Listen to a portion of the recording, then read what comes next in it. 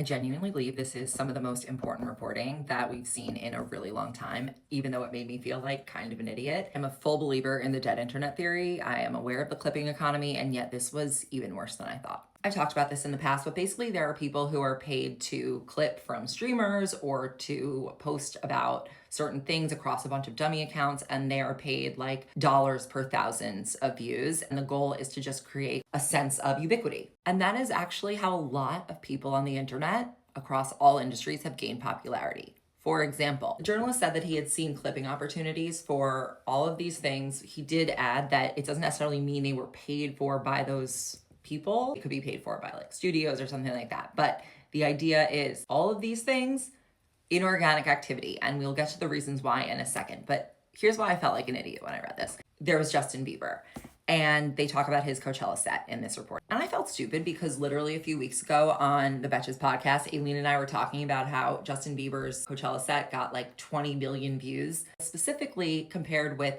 Sabrina Carpenter's, which only had like, I think 2 million views. And we were talking about how it was weird how like that got so much more attention, and it must have just been so much more popular, and people must have liked it more because they were talking about it. And after that set, he ended up getting like a ton of other streams and selling out like a bunch of merch, and Hailey Bieber's pimple things sold for road. So it was a worthwhile investment. And the question that they ask is, why would someone as famous as Justin Bieber need clipping? And basically the answer he got is that you can't really go mega viral without it at all. You know what's funny? I feel like the Eras Tour was actually really organic. Also, this article does bring up Taylor Swift and the Life of a Showgirl Nazi necklace. We'll get there in a second.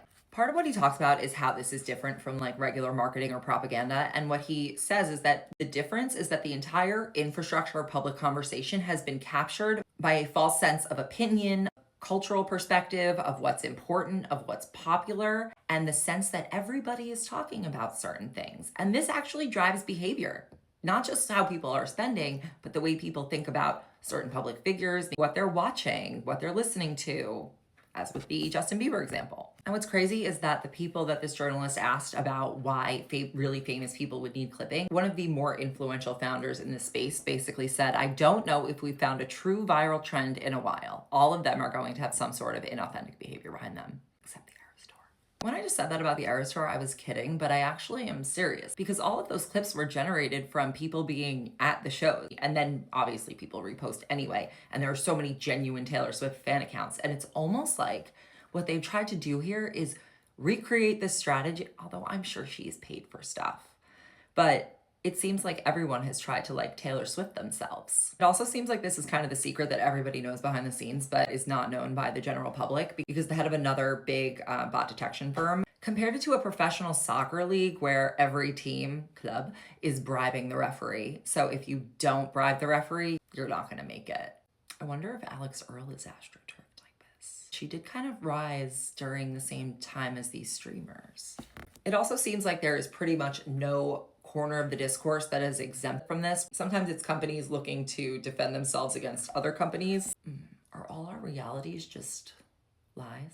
It seems like this is so effective, partly due to our collective lack of literacy, or just, I don't even want to blame us for our lack of literacy, but the fact that there is so much coming at us at all times, you cannot possibly interpret it all or read into it all. People just don't have time to come up with genuinely educated impressions, and like this is no fault to them, like there are just too many things to talk about. So they say that most people may never see a particular thing, but the first thing that they see about it will form their opinion even if they haven't actually consumed it. And maybe you're wondering, well, what if I actually have these opinions? What if like I genuinely believe them and I'm just posting them? Yes, that is true. And this is less about clipping for the sense of creating ubiquity, but more about when you get down to narrative dominance, which is like one funnel down. And part of the strategy here is services that are working to manipulate these narratives.